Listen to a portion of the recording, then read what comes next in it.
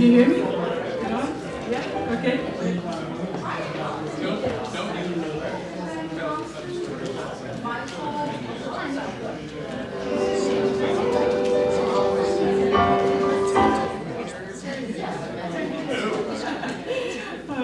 Hello everybody, good evening. I'm Cindy LeBlanc, and I'm not one of the comedians. I'm only here to introduce them. I'm the director of Uptown at Night, so thanks so much for coming.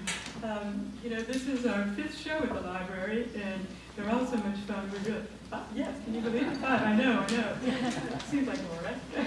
And anyway, we're really happy to be back. This is our favorite place, my favorite place especially.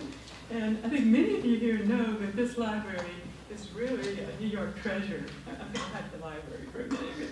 It's really a New York treasure. I mean, this is such a wonderful, wonderful haven for writers and also for readers. And for this reason, it really creates a very special audience here. So I think this is really unique in the city, this library and this group. So it's really so much fun to put the show together for you and to gather some of the funniest people in town and to bring them here to this room. So I'd just really like to thank all of our performers for coming. And as with all of our shows, we like to mix up the styles, the comedy styles. So we usually try to have a variety of styles of humor.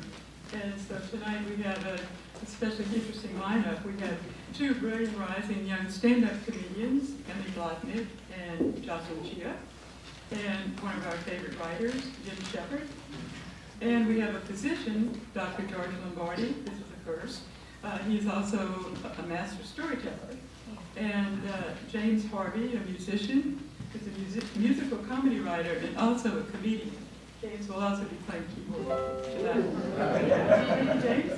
And so anyway, it's really always a pleasure to be in this gorgeous members' room. And you know, this is a reading room most of the time. So let me tell you, it is very, very quiet, very, very calm, and what a surprise. It turns out to be a perfect place for comedy.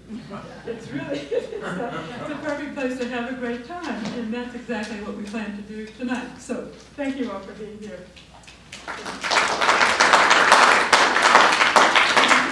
And because we're at the library, we will start with the writer, Jim Shepard, and he is the author of the book with the most terrific title, Like You'd Understand Anyway. And I think, Jim, we understand, so you can come up. Jim is going to read a piece tonight, so I'll let you read it. Hi, as you just heard to your dismay, I'm not a comedian. You're all like, didn't I pay money for comedy? We're going to talk a little bit about my mother, and then I'll get off. When my mother died 5 years ago, a family friend wrote to say that one of the things that he loved about her was that she was never afraid to speak her mind. And saying that my mother was never afraid to speak her mind was a little bit like saying Joe Stalin was willing to take charge of things. My mother was born Ida Picarazzi in Strangolagali, Italy. And the town's name roughly translates as Strangle the Frenchman. And if you had met her, you would have thought, that's the person. Observers could tell from low-flying aircraft that my mother came from what used to be called hardy peasant stock. And when it came to the social niceties and interacting with her family, my mother had the touch of a blacksmith. When agitated, she was something to behold, and she was always agitated. She had a voice that could knock squirrels from trees. I remember a boy who lived 2 streets away from me, 2 streets away, telling me on the bus to school one day that he'd heard me being disciplined the night before. He goes, "What did you do?" She was half deaf, or as she got older, more than half deaf, thanks to a punctured eardrum from childhood, which meant that even when she was trying to be discreet, like, say, when she was sitting in a theater and needing help with a movie's plot, everyone around her in a wide, wide circle had the uncanny impression that my mother was speaking directly to them. "What is this? I thought he was dead. Isn't he dead?" Over the years, there were a lot of lessons I learned from her way of setting an example. Some were straightforward, like the advantages of beating your children with a wooden spoon as opposed to a metal one. Many of her most vivid examples, though, were probably negative ones. Let's say she helped me learn to value a lot of things through their absence. The importance of calm, for example. The value of restraining your impulse towards verbal abuse. The keys to being a good listener. One key, it turned out, involved being able to hear. Or the willingness to be forbearing as opposed to just throwing yourself head-on into an argument. My parents fought so much when I was growing up that when no one was yelling in the house, I wondered if someone had died. Ours was not one of those families in which the tensions were played out in intricately subterranean gestures. My brother and I didn't have a lot of advanced training in the area, but even we could sense that as far as our parents' emotional lives went, there were certain compatibility and empathy issues that were not being properly addressed. Certain emotional goals were not being well met. Of course, my brother and I didn't help, since we tended to demonstrate over and over again, through our heroic refusal to acquire common sense, that we had the collective reasoning power of a chipmunk. My father's way of putting it, and I have to apologize to the venue, but my father's way of putting it was that we could fuck up a wet dream. We do things like get caught jumping off the roof of our neighbor's house in our attempt to conceal that we've been poking around the ground floor uninvited. Why are you jumping off the roof? She would have been mad if she found us in the kitchen.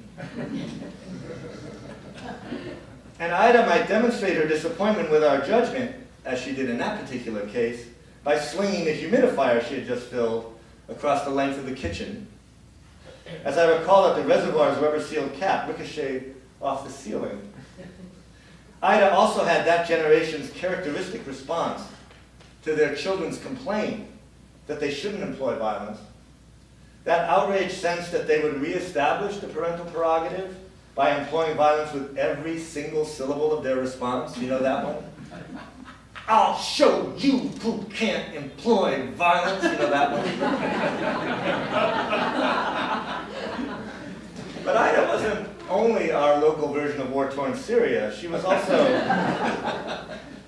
my first introduction to the complexities of epistemology. More than anyone I knew, she demonstrated just how mysterious a thing identity really was. Who are we really? Can we ever really know? One thing that was clear to me growing up was that my mother didn't. She had a staggeringly hard time keeping faces and names straight, even within her own nuclear family. Over the years, she called me, without irony, Guido, Mario, Johnny, Agnes, Jean, and hey you. Without Ida, I wouldn't be the sad and emotionally battered figure that I am.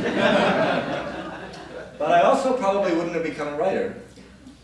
An obvious and crucial characteristic of writers is an appreciation of both the power and the limitation of words. And I have to tell you, being around my mother was a crash course in the limitations of words. As my father said about her, she had all the correct words in her head. It was getting them in the right order that was the problem. Ida brought together an unusual combination of a sixth grade education and a determination to lecture on any and all subjects. And so nobody did malaprops the way my mother did malaprops. She told us to stay away from strange animals in the woods because those animals could bite you and give you rabbis. She told us that she knew our neighbor was wealthy because he had an ingrown swimming pool. She told us whenever she had a tough decision to make, that as far as she was concerned, you know, it was 8 of one, half dozen of another. She told us that her brother Guido was so generous he would give you the skin off his back. And she told a friend of mine that my favorite monster movie when I was a kid, hands down, was King Kong versus Gonzalez. Which, by the way, is not a bad sequel. And she warned us every time at family gatherings when we were eating squid, not to just eat the heads, but to make sure we also got some of the testicles. Now, maybe unsurprisingly, for a woman who was raised in a dirt-poor region of Italy during the Great Depression and who loved her family, my mother was probably the single most schizophrenic combination of frugality and generosity anyone has ever encountered. Shortly before she died, she was thrilled to be able to send 8 packages of gnocchi that she had scored at a job lot for $1 a package to her sister in Virginia. Because, as she pointed out, her sister could never find gnocchi for that price. The gnocchi cost me $36 in postage to mail. If she had found out, it would have killed her on the spot. In the Midwest, I remember once being floored to have come across a marketing strategy apparently designed just for my mother. It was a billboard that read, "Miller Beer, because Budweiser is just too darned expensive." If something was enough of a bargain, it didn't matter what it was. Someone would like it. Ida was always finding at sidewalk sales for her ungrateful sons things like open-toed red suede shoes, or cable knit V-neck sweaters that left you bare-chested all the way down to the navel. Ida, if shit went on sale, you'd buy a barrel, her brother told her once in front of 10-year-old me. And 10-year-old me, after 10 years of shopping with my mother, added, no, she'd buy 2 and freeze one. For my first day of 8th grade in a very tough public junior high school, my mother bought me a white leather vest with a 4-inch fringe all the way around the bottom. The last time I had seen something like that, Roger Daltrey had been wearing it at Woodstock. When I asked if she thought I was going outside with that on, she said what she always said when she came home with a shirt from the dollar store, or an 87-cent belt, or a bathing suit from one of the consignment shops in Florida, what my father called dead man's clothing. Oh, please, all of the kids are wearing these. The first time I came home from college, I found her sitting at the kitchen table with a disturbing smile on her face. And she refused to explain why. And finally, she told me to go upstairs and look at my room. My room turned out to have been painted purple. The walls were deep lavender, the floor had a wall-to-wall bright purple shag rug, and somehow she had found a dark purple stain for all of the wooden furniture. I came downstairs and she was still smiling.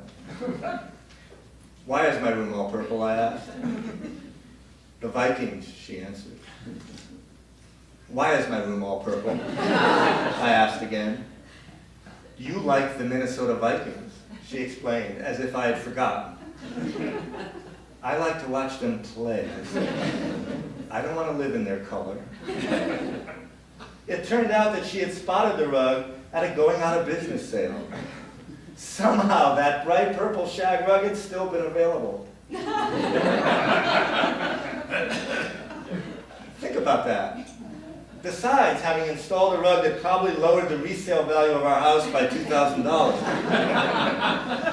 She had lugged all of my furniture downstairs and outside and had stained it all purple, piece by piece.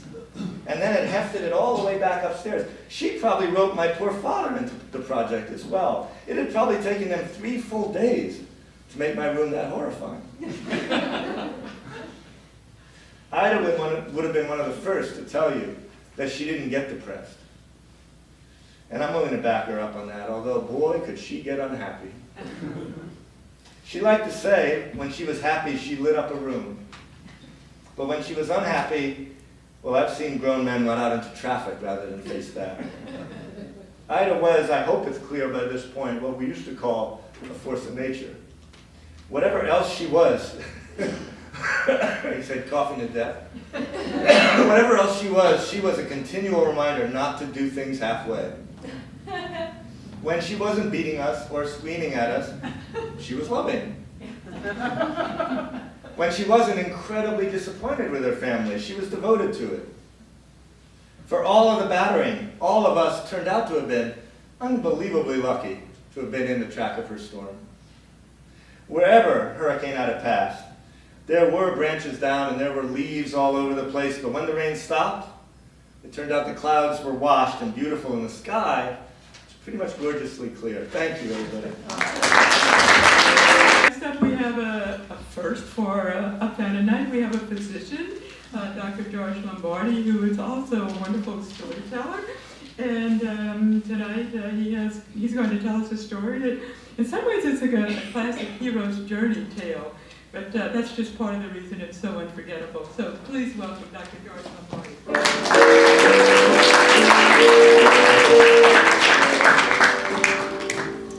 Those are two great people before me. I feel like I'm a contestant on American Idol.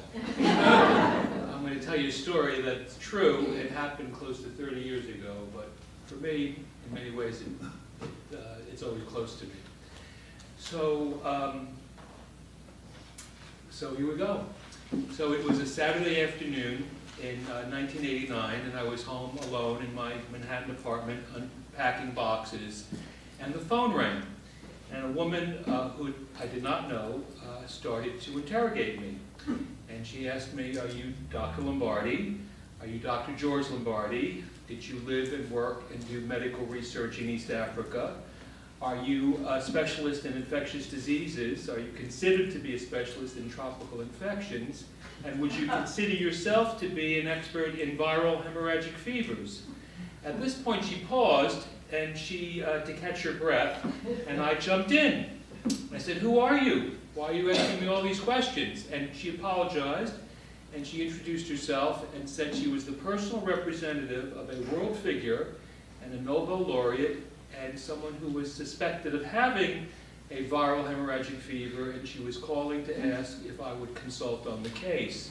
Now, I thought this was some kind of a rude practical joke, as I was 32 years old back then, and I had just moved back to New York, my hometown, and I had opened a small office, and I had no patience. And the phone never rang. I remember sitting in my office and staring at the phone, trying to will it to ring, and the Verizon repairman who came out said, "The phone is not ringing because no one is calling." But she convinced me that she was legitimate by mentioning a colleague of mine who told her, you know, "Why don't you call George? He knows a lot about weird things." So she arranged a conference call, and about 30 minutes later, I was transported 12,000 miles through these staticky phone wires to a small hospital in Calcutta, India, where I learned for the first time that the patient was Mother Teresa, and on the line were her two main Indian doctors. Now, we talked about the case for close to an hour, and though those details are a little hazy with the passage of time, what stuck with me and stayed with me was their deep worry, their deep abiding concern for their patient. I mean, these two doctors were very worried. I wished them well as I got off the line, and I went back to unpacking my boxes. She called about an hour later. She said, "You know, they were very impressed by what you had to say, and I've been on the phone for the past hour. I'd like to send you to Calcutta. I can get you out tomorrow afternoon, Sunday afternoon. The first leg of the journey would be on the Concorde." And I said, "Well, you know, I'm sorry, that's impossible, as I had just found in one of these boxes my passport, which had expired roughly 3 months before." And she says, "Oh, that's a minor detail." She says, "Just meet me tomorrow morning, Sunday morning, 7 a.m., downstairs in front of your apartment." Well, as you might be able to tell, you know, I'm pretty much a guy who does what he's told. So the next morning, 7 a.m., she comes barreling down the avenue in a wood-paneled station wagon with bad shock absorbers. And the first stop was the passport office at Rockefeller Center, where on a Sunday morning, a State Department official came in, took my picture, filled out a couple of forms. In about 15 minutes, I had a brand new passport. Second stop, even though they offered that service.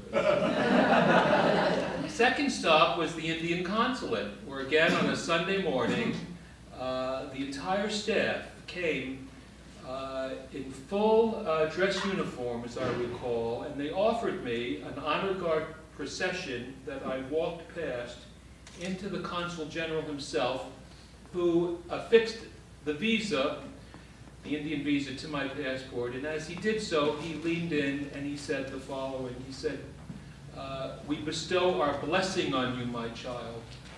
The eyes of the world are upon you." So I certainly knew who Mother Teresa was, but I was about to get schooled in not just what she meant to the Indian people, but what she meant to the world. So I got back in the car, I clapped my hands. I was getting into, where's next? I was getting charged up. She says, "We're ahead of schedule. I'm taking you home. I have some errands to run, and I'll pick you up at 11 a.m.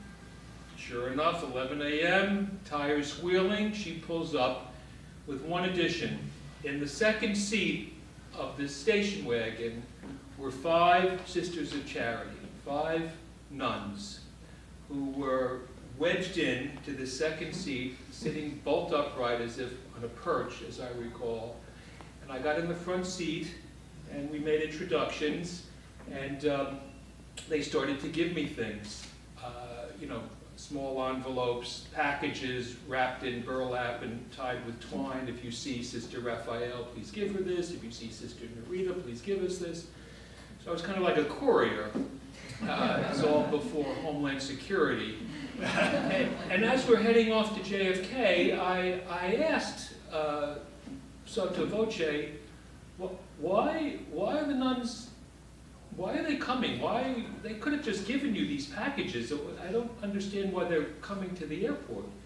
And I was told, well, I don't have a confirmed ticket for you on the Concorde.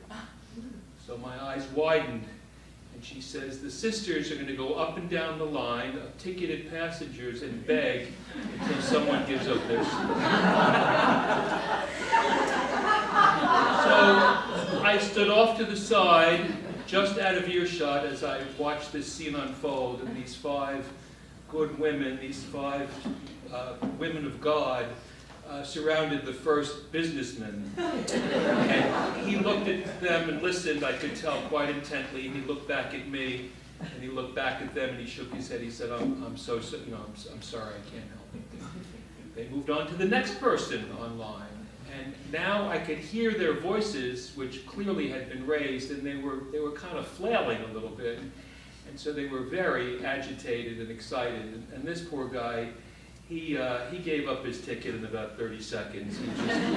He just wasn't going to, he realized he couldn't fight with them.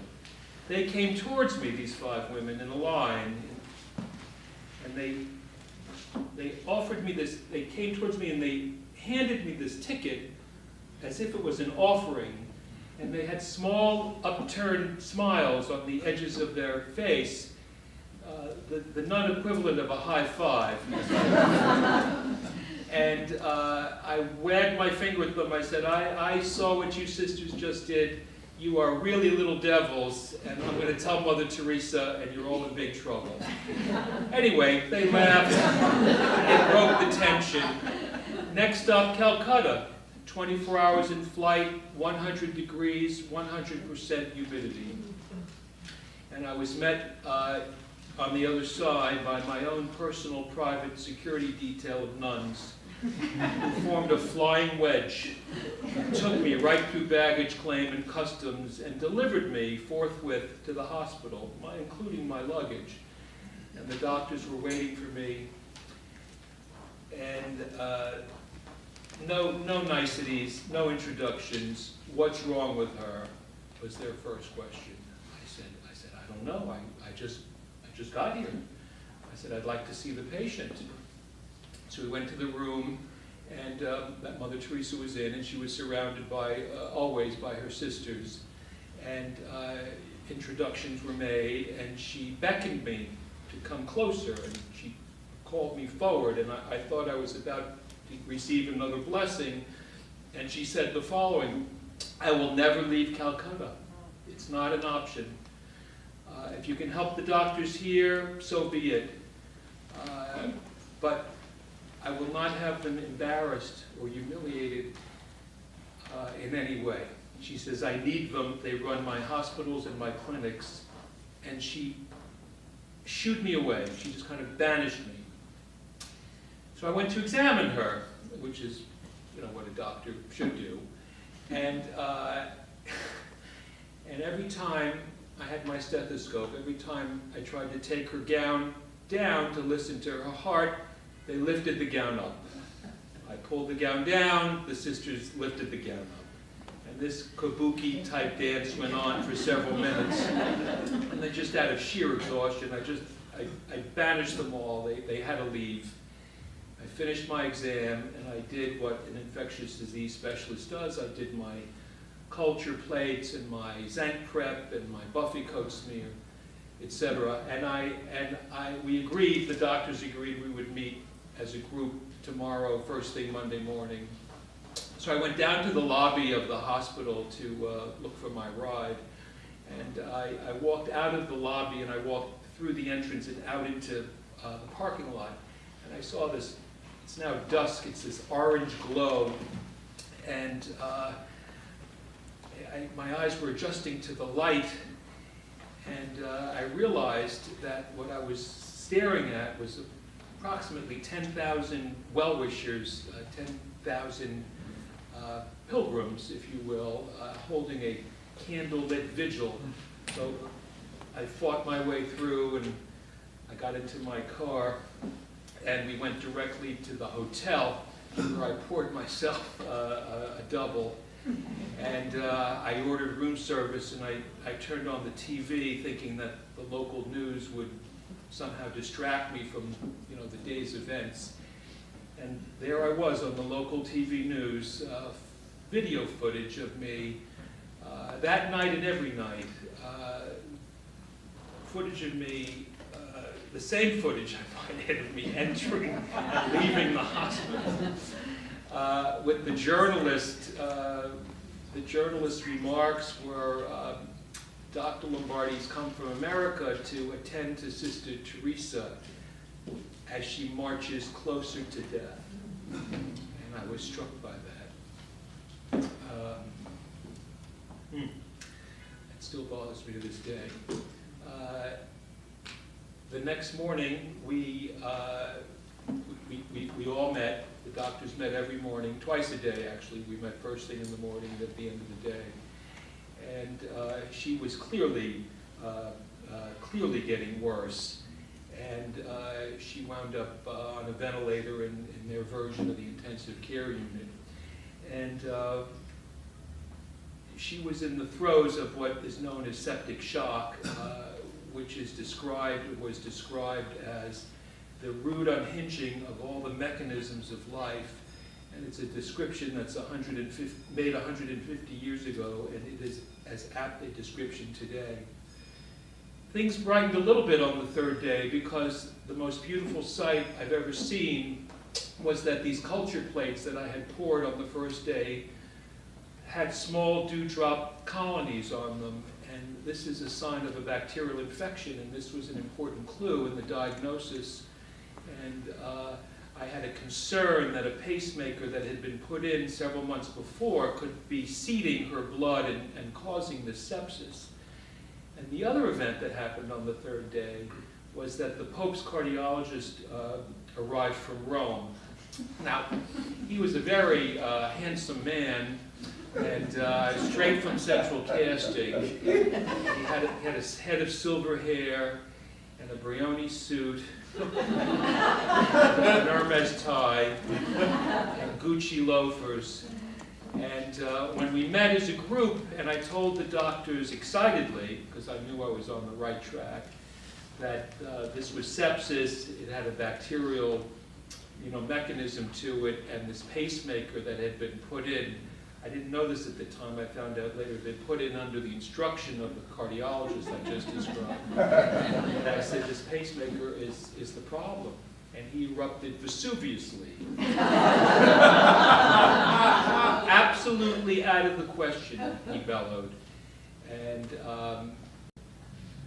he said, this is an absolute case of malaria. Well, I've had the good fortune of working as a doctor all over the world, and if they could diagnose the malaria anywhere in the world, it would be on the subcontinent of India, and this was not the case. Anyway, the next day and a half were brutal. She was slipping away, and I had dreams.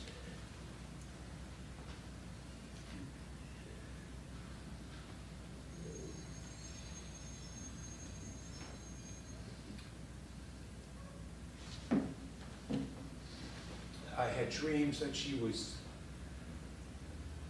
falling just out of my reach. This happened 30 years ago.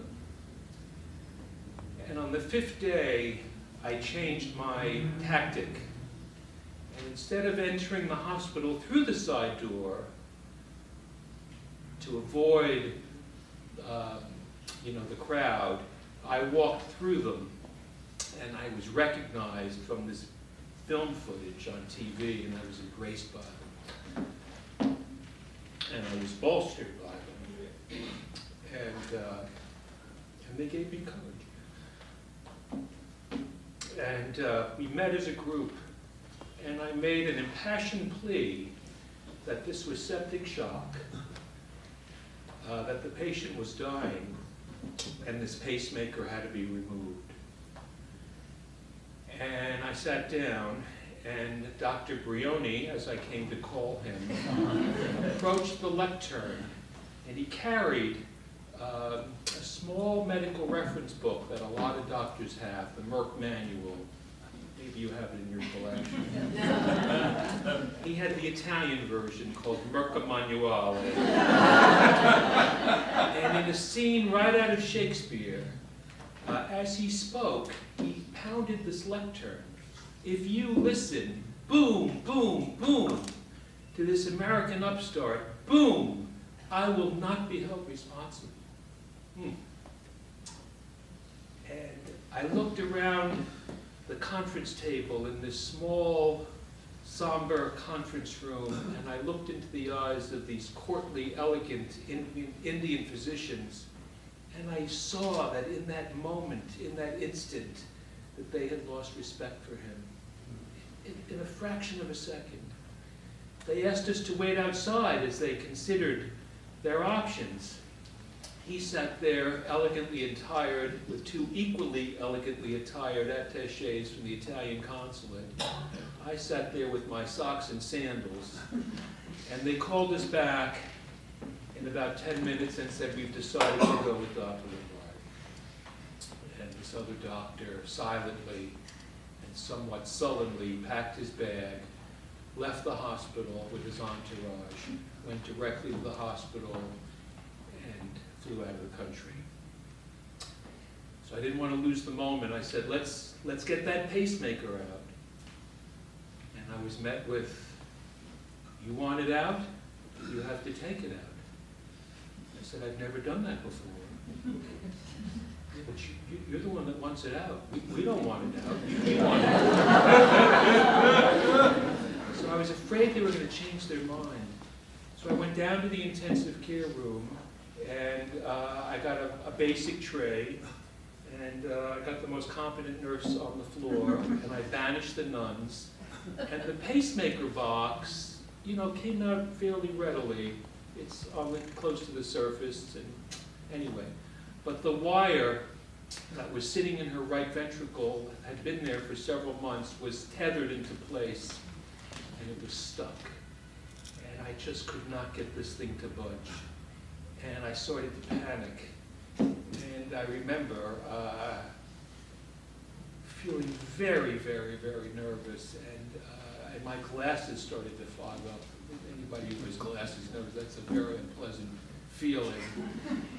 And because there have been stories that if you pull too hard, you can put a tear in her ventricle and she would exsanguinate into her chest and die in front of me. So in a most surreal moment, I said a prayer to Mother Teresa for Mother Teresa. And I put a little English on this catheter and it came loose. And I threaded that sucker out and I cultured the tip and I proved to infectious disease standards that this was the cause of the infection. Well, she got better and her fever went down. In a couple of days she was sitting up. The day after that she was taking nourishment. And I thought my time was up. I had done what I needed to do. But they wouldn't let me go. And I was the only doctor in this group that could start an IV in the fragile veins of a 79-year-old woman. And it's a skill I had acquired at Bellevue Hospital as a student in the 70s, where I developed a knack of starting IVs in the hardened veins of drug addicts. I was really good at that. But I remember at the time, I'm saying to myself, I will never, ever need this skill again. But anyway, there I was. There I was. They let me go. They allowed me to leave about 3 weeks later. And they held a press conference, and the world press was there, and that's why I feel I'm allowed to tell this story, because most of these details were really out there. And I flew back. I flew back to my life, to my patients. I see some of them are here, to my wife, and that was kind of that. And but the best part of the story. She lived another 8 years, and she would come see me, which was nice, except that she would come with her entourage, and they took up every seat in the waiting room. And any patient that came in, one woman came in, she said she walked in, saw about 12 nuns there. She says she thought she had died and gone to heaven. But the best part of the story, which is ongoing, is that I have an ongoing, continuous relationship with the sisters. So they're here in New York, and they're all over the world, and they truly do God's work, however you may choose to define that. And they were in not long ago, and somebody needed some paperwork filled out, and so the Mother Superior came in with 2 novices, 2 young sisters, who probably were not even born when the story happened. But she asked me if they could go in the back and see some of the pictures from the trip, because I have pictures on one wall, from 30 years ago. And I said, of course, of course. And they like to do that. They like to see the faces of the women they know now, of course, when they were 30 years younger. So they get a big kick out of that all the time. And one of the novices, squeezed my arm, and she said, Dr. Lombardi, you represent a link to our past. I said, well, I'm deeply, deeply honored by that. And the other sister said, Dr. Lombardi, in the convent, we think of you as a rock star. That's it.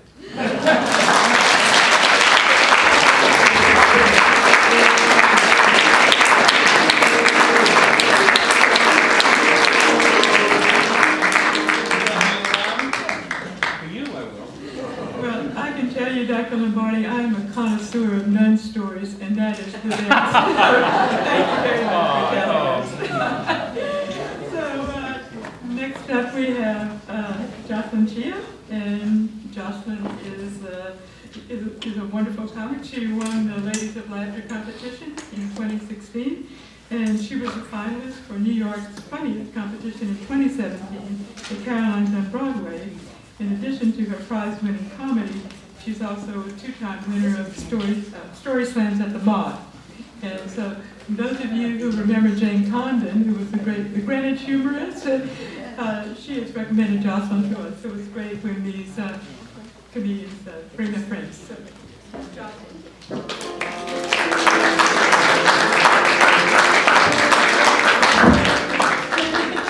Thank you. right, one more time for Rockstar Lombardi, everybody.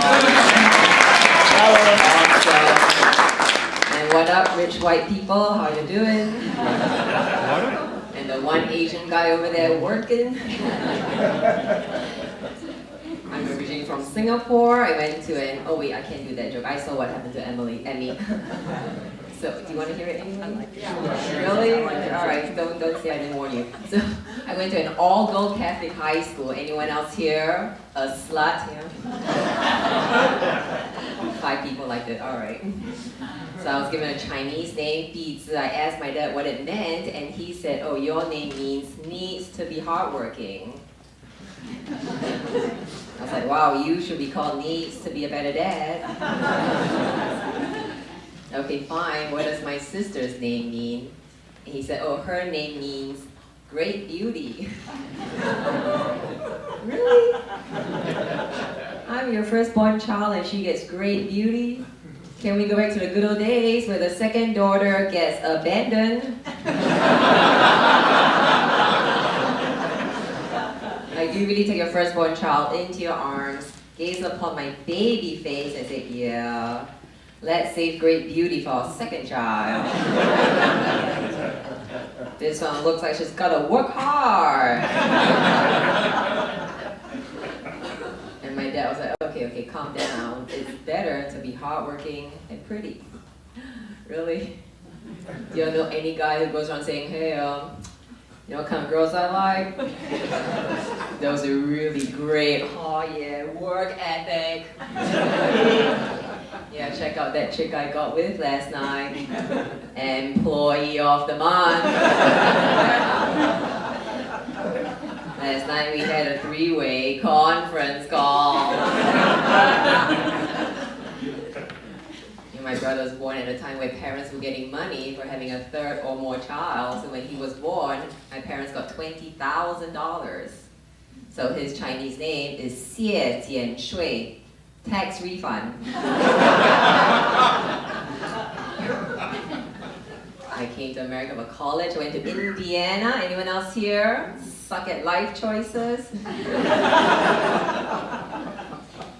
First American boyfriend was Michael. My mom didn't like he was a white guy, but he went to Harvard, so that makes him half Asian. Did you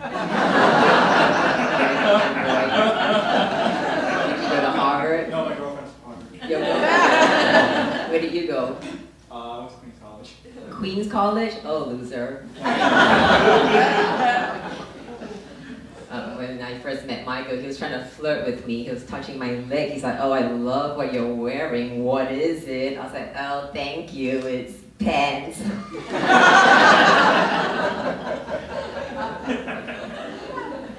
First time we hooked up was very strange because he asked me, who's your daddy? Who's your daddy? I was like, he is Anthony Chia. Why do you need to know my dad's name? Is this how Americans get to know one another's families? So I asked him, well, who's your daddy? Who's your daddy? And I told this story to my American girlfriends, and they said, oh, the answer is supposed to be, it's him. I was like, man, you guys are fucked up. But the next time we got together, I was prepared. So before he could even ask me, I said to him, you're the father, you're the father.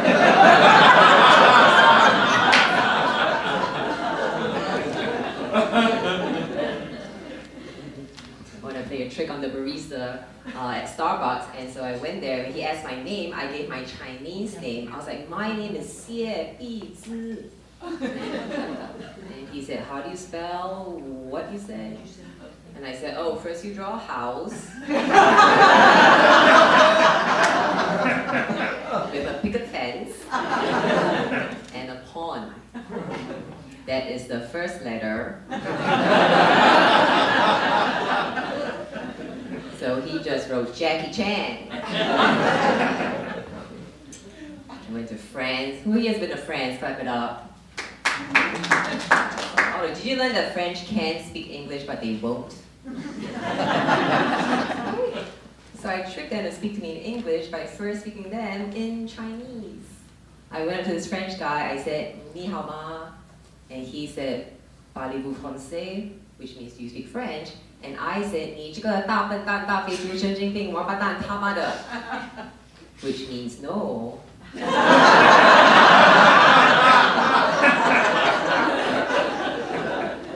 And then he said, "Oh, do you speak English?" I said, English. Who you daddy?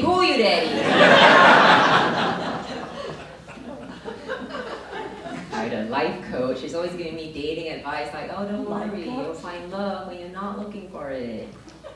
Just love yourself and love will come." I'm like, I love myself twice a day. I am the only one coming. But it's challenging dating in New York. You know, when I go to Davis White, the guy go, "Hey, just so you know, I'm not looking for a relationship. Just got out of a relationship. But I'd be down for a hookup," which I think is like going in an interview and saying, "Just so you know, not looking for a job. Just got out of a job. But I'd be down for a paycheck."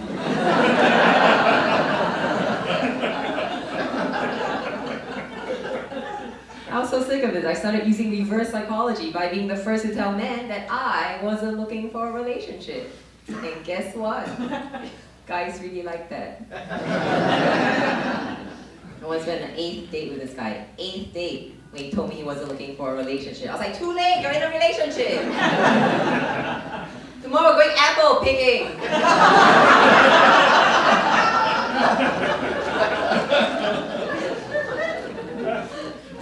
I did meet a really rich guy once, a millionaire, and he offered to fly me to Dubai. He was gonna pay for everything. So I had a fight, because my inner feminist was like, "What, he's going to pay for everything? Does he think he can buy you?" And then my inner Kardashian was like, "What? He wants to pay for everything? Dubai? No, he buy." "No, if he pays for everything, you're going to have sex."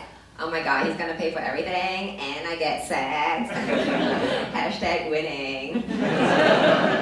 I should be a life coach.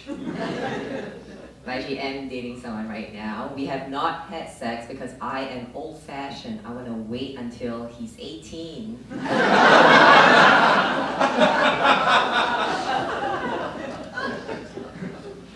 actually surprised by how much you like that joke.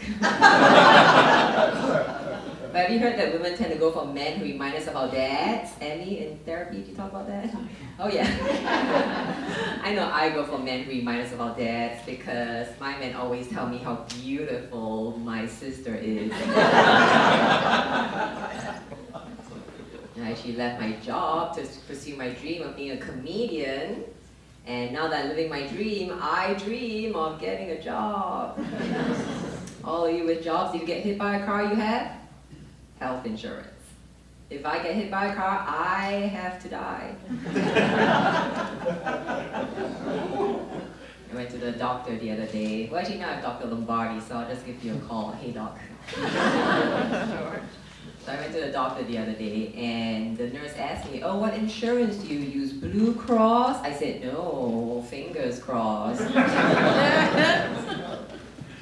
And I feel so bad for my parents because I was a lawyer. Any lawyers in here? No assholes here? Oh, okay. It's a nice crowd. So I was a lawyer turned comedian, and my sister, she was an accountant. Now she is a DJ. And my brother just quit his job to go find himself. My dad was like, "When did our kids become white?" Asians don't find themselves. We find the square root of pi. Hey, Asian, do your parents tell you they love you? No. Asian parents don't say "I love you" to their kids. You know, I went up to my dad, I was like, I started telling him I loved him, right? I was like, "Hey, Papa, so we've been seeing each other for 30 years, and I just want to let you know that I love you." And he said, "Ah." I'm not looking for a relationship.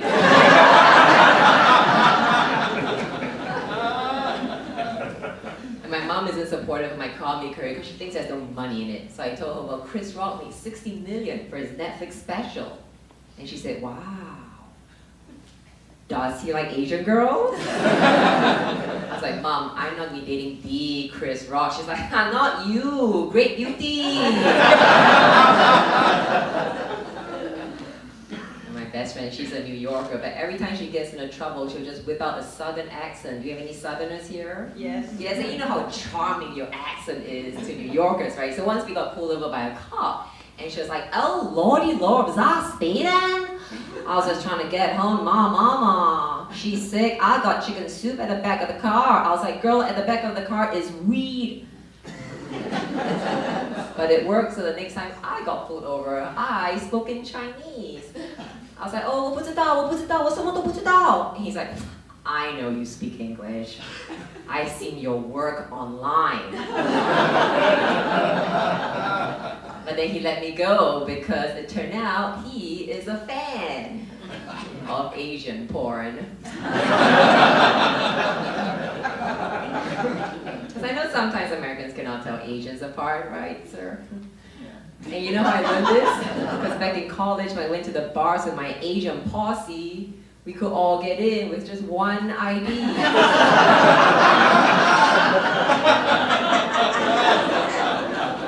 And we used my dad's ID. You know what? I flew in from overseas just for this gig to entertain all of you, and I'm really glad I did. You guys have been wonderful. I'm Jocelyn Chia. Thank you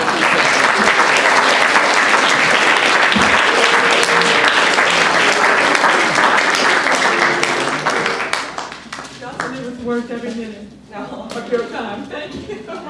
Really good. So we're going to go out with a bang tonight with our musical comedians, James Harvey. James has been playing the keyboard over here, so James is going to come out front and center. James, pick it up. Oh, okay.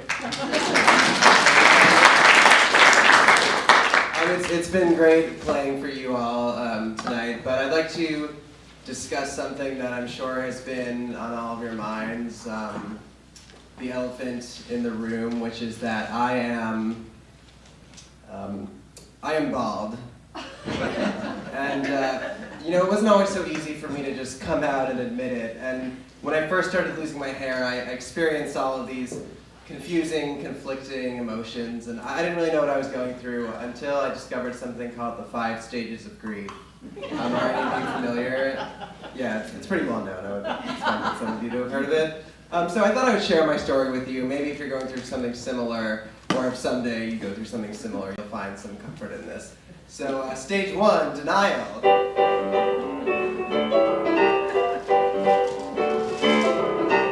I've noticed hair on my bedspread, much like the hair from my own head, but that can't stop the way I'm feeling fine.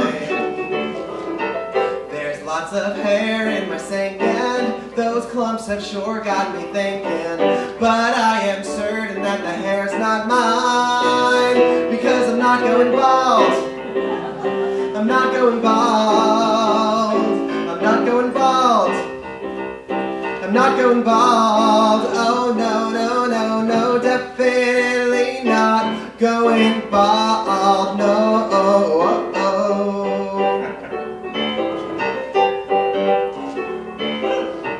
I go downtown for a trimming. My barber says that I'm thinning. I said, Javito, quit your joking.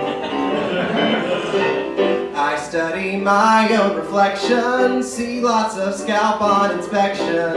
I assume that mirror must be broken, because I'm not going bald.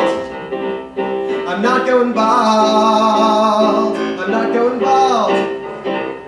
I'm not going bald. Oh no, no, no, no, definitely not going. See the hair I've got growing, definitely not going bald. Thank you. Please hold your applause till the end of the baldness suite. Stage 2, and I'm not proud of it, was anger.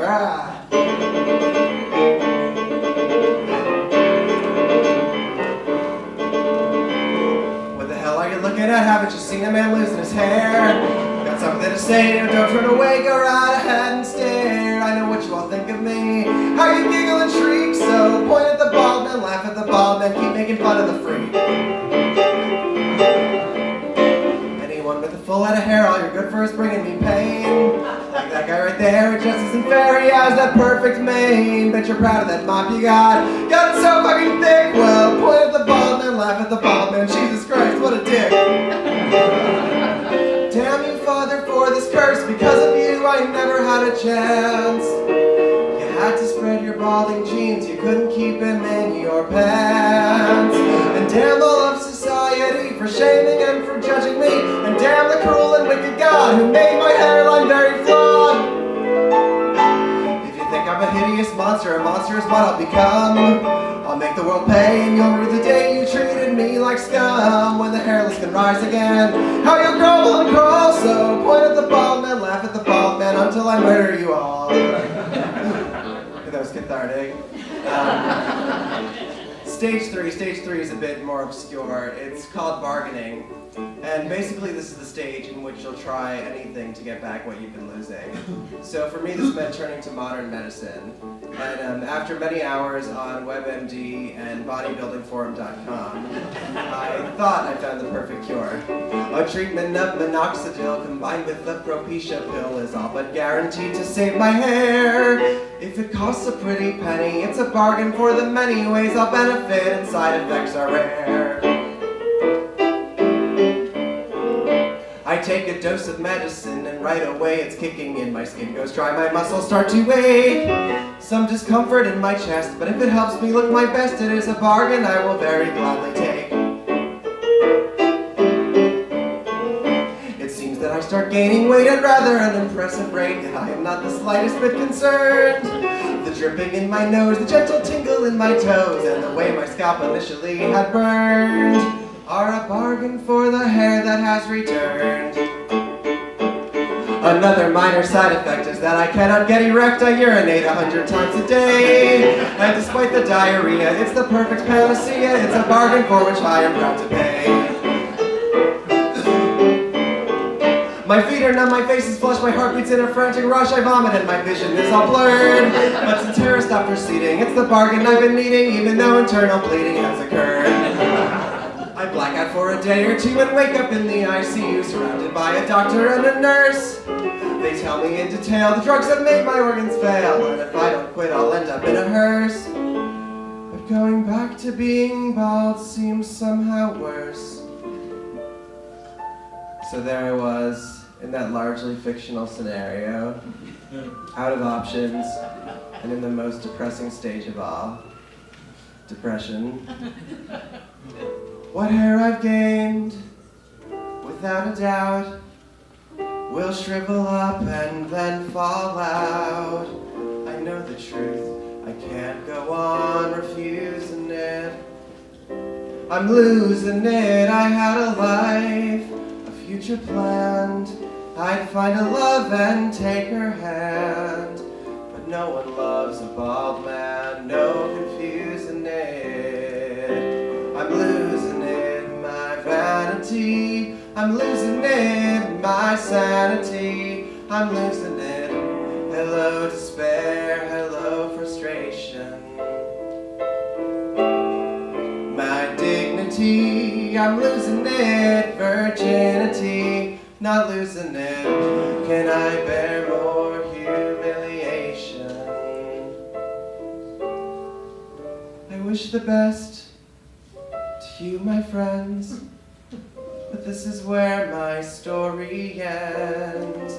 Enjoy your hair, now it's too late for me. And when the wreckage cleared, I knew I had to find a way to get to acceptance. The stage that sounds most like a cut song from Dear Evan Hansen. All the sleepless nights I was fighting what I couldn't control. I thought having flaws meant that I could never feel like I'm home. Insecure in a haze, wish that I could be someone new. I can't change what's past, I can't stop whatever's going to be. only look in the mirror and accept what I see. Used to run, hide away, didn't know I could face the fear. But now when it's here, I shave it off with foam and a razor blade. I shave it off, and like that I'm not afraid. I shave it off, my white people problems fade. I shave it off and I am free. When I lose my way, turn the shower on and I am reborn. Start again each day, lather up and like a sheep I am shorn. Used to break, fall apart every time a new strand would shed. But now instead I shave it off, I breathe in and take a leap. I shave it off, the hair I once prayed to keep. I shave it off and see what was just skin deep. I shave it off and I swear nothing feels as good as when the worst comes true and you wake up to realize that you've survived and you're still you. Just shave it off, the self-doubt that brings you pain. Just shave it off and see it go down the drain. Just shave it off, you'll see what you have to gain. Just shave it off.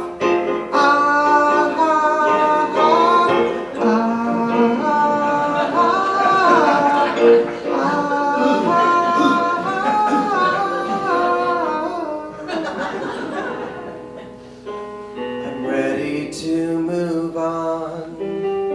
I know what I am called. I'm proud to finally say I'm bald.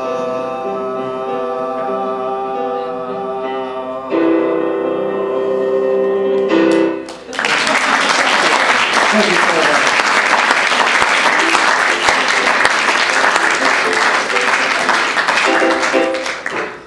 You guys are all great, and it gives me a wonderful idea. I think the next Uptown Tonight show is going to be devoted to therapy. Who knew it was so hilarious? So thank you all for coming. There's still some treats at the buffet, some wine. Please feel free to stay, hang around a little while, help yourself, and thank you all for coming.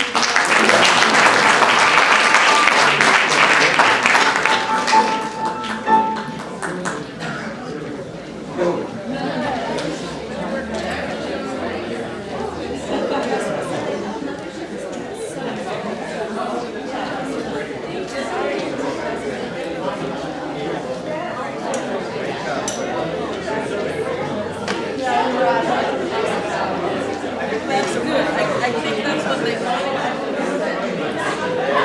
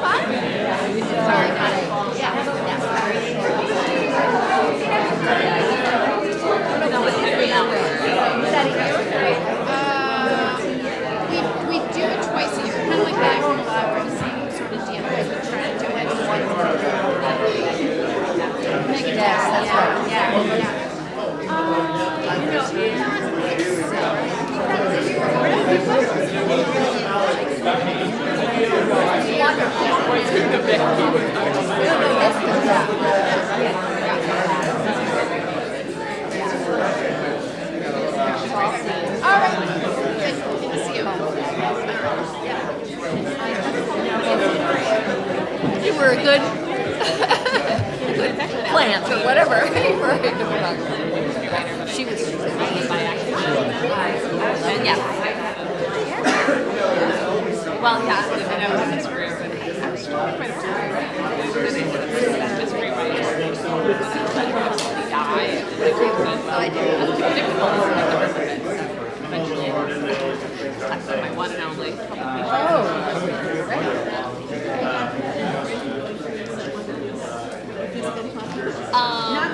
Yeah.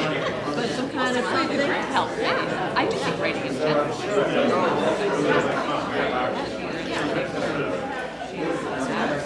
Well, I don't like it. I'll ask other people writing. Am I British? Yeah, I don't know what you say. I like British. I actually grew up there. You did? Yes. It's a good word. It's a good word, yeah. And it describes my word. It really does. I love it. Brilliant and gorgeous. That's what my girlfriends always say. Things are everything's brilliant, everything's gorgeous. And America is amazing. Right. Yeah. I just flew it. I'm not organized enough. I didn't bring my car. Where are you from? Singapore. Yes. You're from the south, right? I need to learn the southern accent. Do it properly. I can tell you. You are so funny. I'd love to give you something. Really?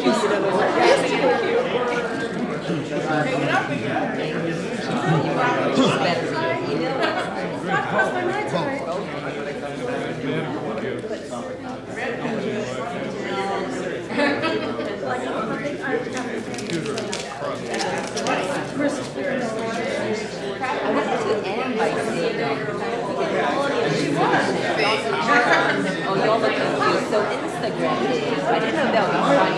It probably would have been funny. Yeah.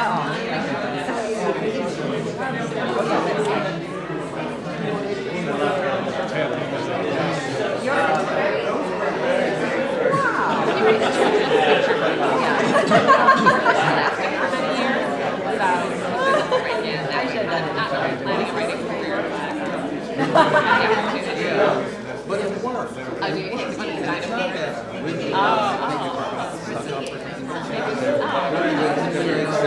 What year that was?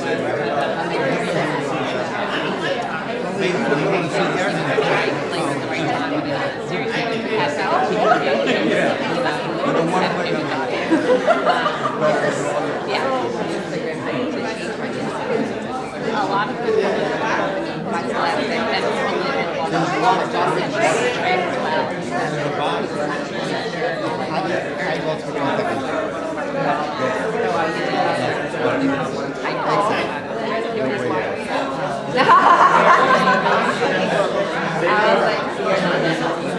I'm not that naughty.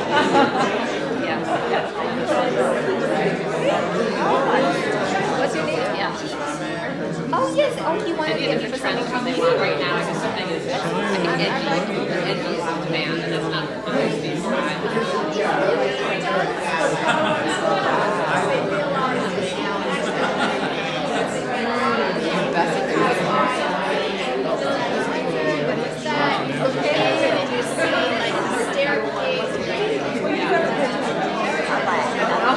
He's the best therapy.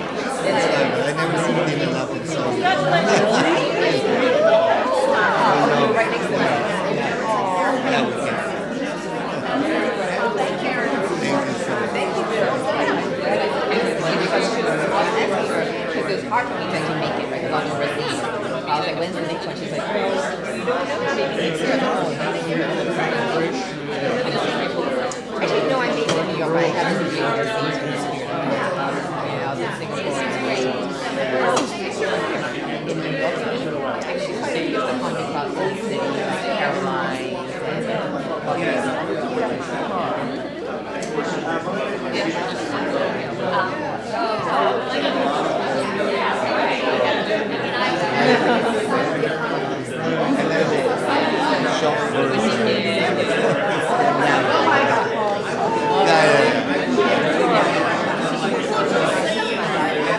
Yeah.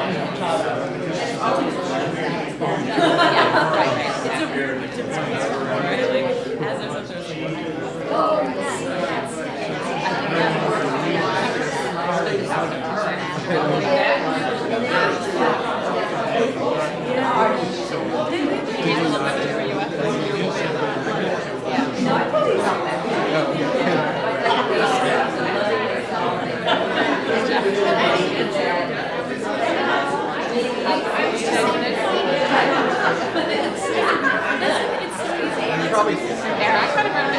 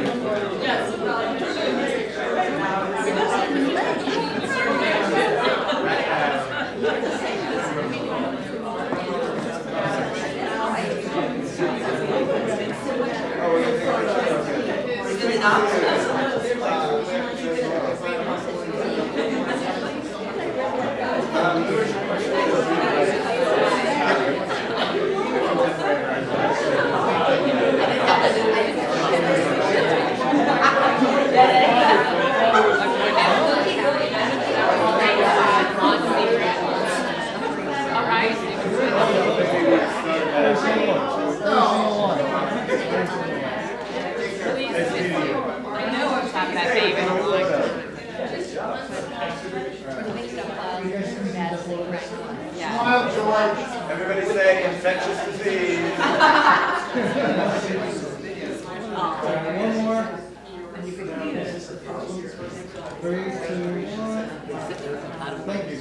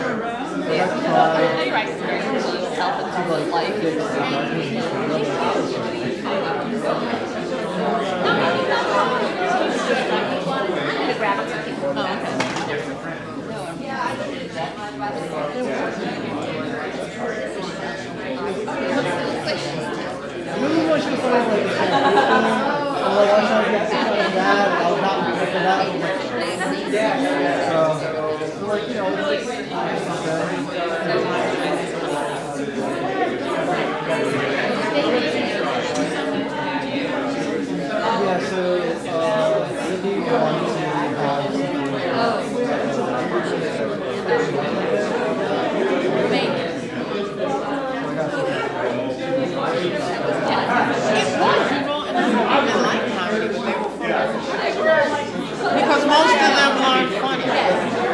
Like 99.999. They were like, I like George Carlin, Red Fox, Mom's Baby, you know, and I never thought about it. I like that album.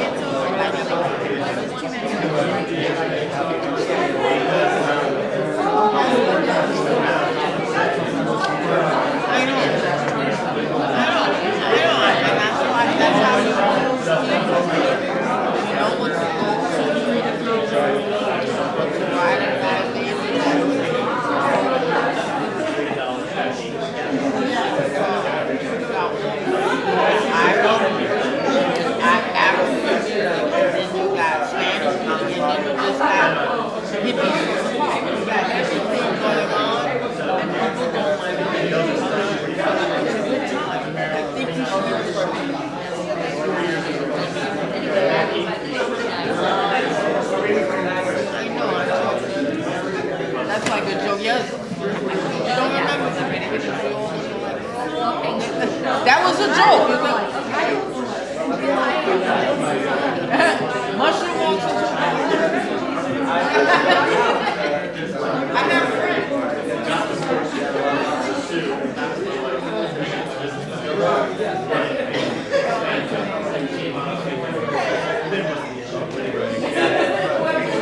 I'm not texting anyone.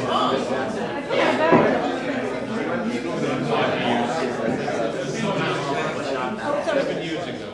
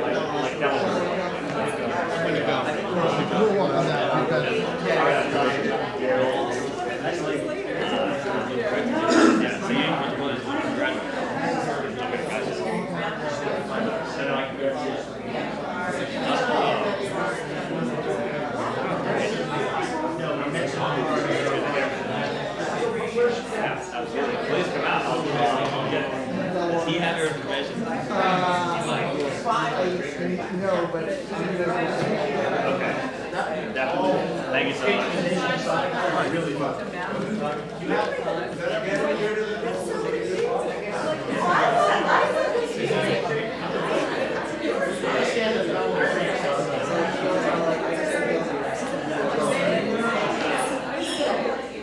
Was that off the cuff? You read it? Get the soul.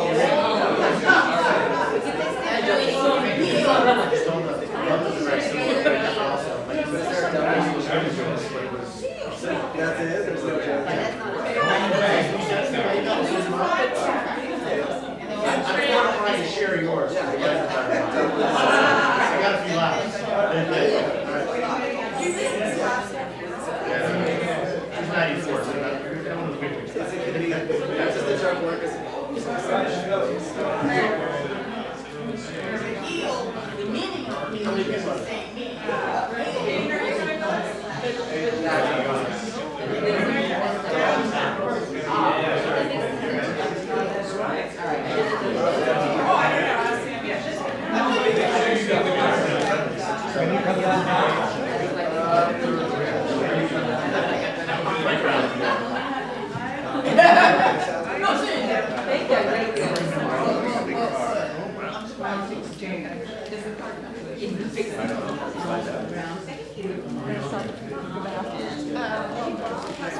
And then the rest of us can take Didn't an you Uber. say Bob has a huge car? Well, you can't fit 8. I do. But the rest of us can just take What's it.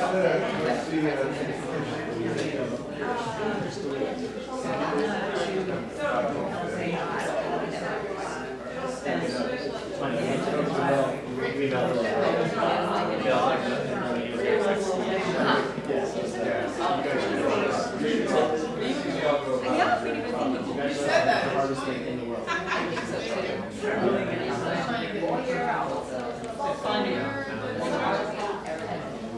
So they just like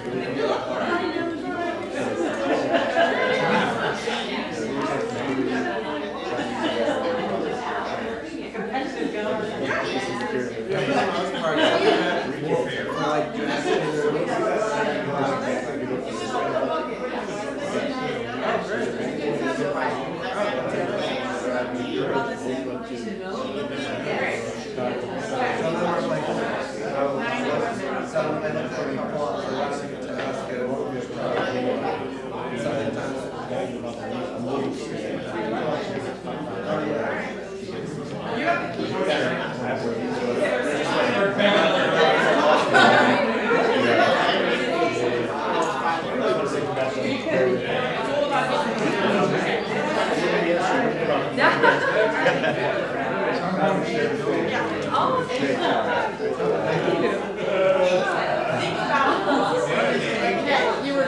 Oh, you guys are a great audience member. It I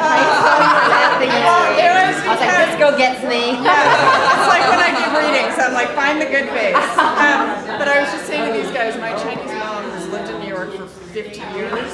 When I say, bye, I love you, she just goes, love. She goes, love. At least that's better than thank you. Yeah, exactly. Bye. Bye. See you. Then you get all excited. Why? What inspired you? Just like the ambition.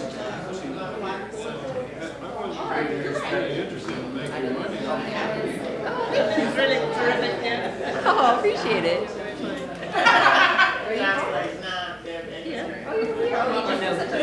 Long time ago.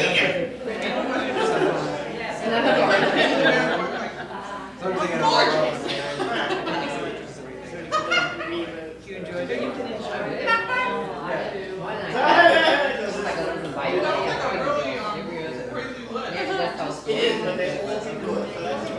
Try joke first. If they joke first, So how do you how do you like my purse?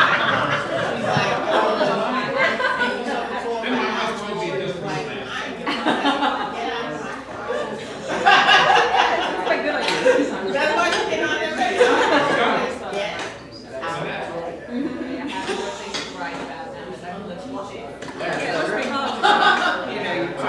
I take the temperature of the room. Well, I have the benefit of doing later, but it's not the earlier communication. So it's fine. And the funny storytellers are always where I realized that they were too proud. And when I first saw it, and I read, oh, you can do like more new stuff. So I said, right, let's not do this. But then I had it and started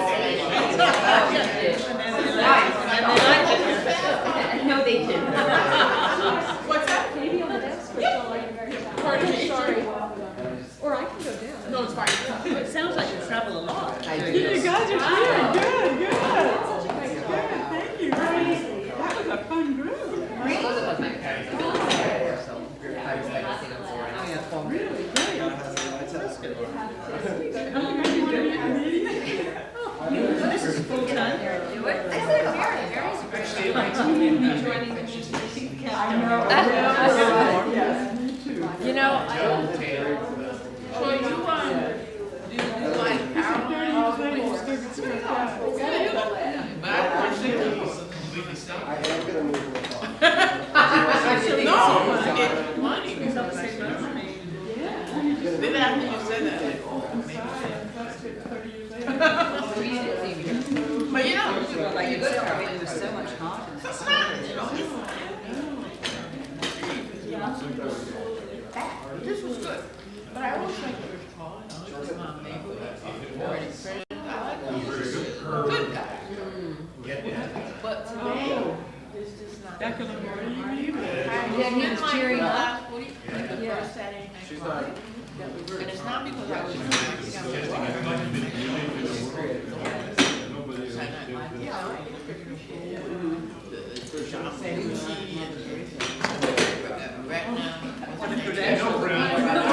She dies, it's on your head. and she's got weak Commit suicide. It's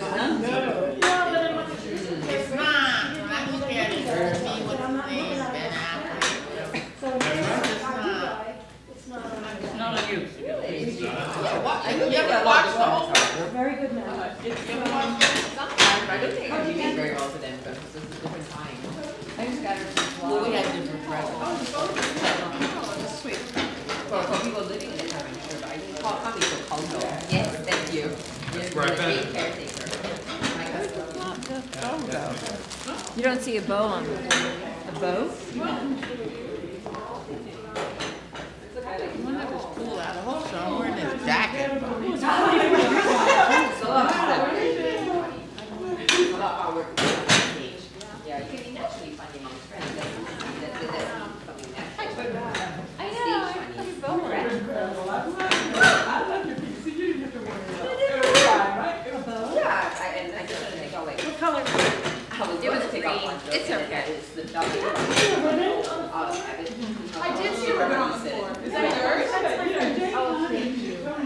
I don't know. So bad. You're really great. So she's part of the laughter. I'm sure Jean did really well. This is like her crowd. Yeah. She was great. I said, wow. That's pretty funny right there. Oh, that's how. So you got your check? Okay. And I got some fruit. Umbrella. There's an umbrella on the table right There's one back there. No. It was on the corner of the sofa. And then it was hanging on the door, so I wasn't sure if it had been lost, found, or what. So it's okay. The muscle.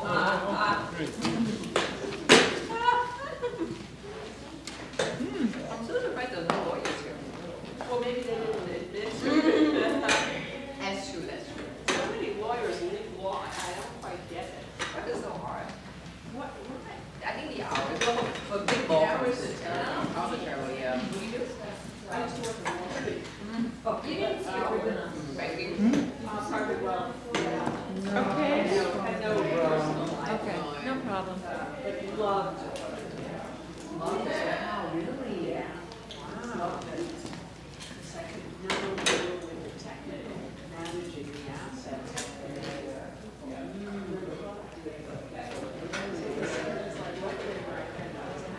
You were happy, so did you stay in it for a long time? 23 years. Wow.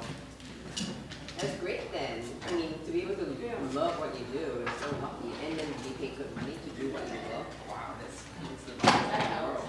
Yeah. Do you miss law? I miss the money, the camaraderie, and the prestige, and having a simple answer at heart. Meaning, you just say you're a lawyer, and most you get, oh, I have a lawyer, you say at the end of conversation, right? But for me, they get all kinds of, like, so many questions, you know, and there's always the same questions. Like, oh, I should just say my Wonderful. Do what you want. Yeah, I'm lucky. So they say the first generation works hard to make the money, so the second generation can be artists. So me and my sister are artists. Relative well.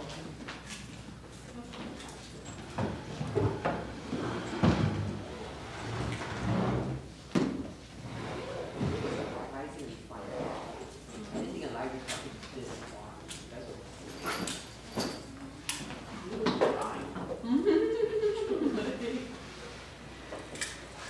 Have you been? I just joined recently. This is the first time. Oh, okay. Yeah.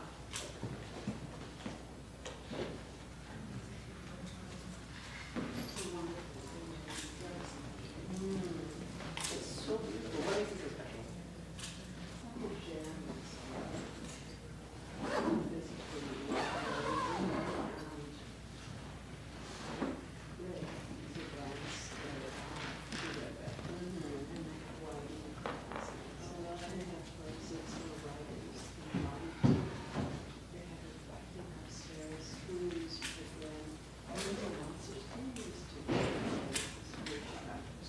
Really?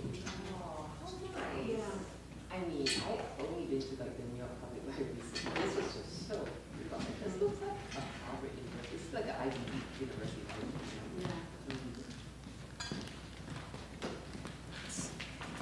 Got her something. Well, What is this? I'm, That's teaching me people. I think if I can't write down those So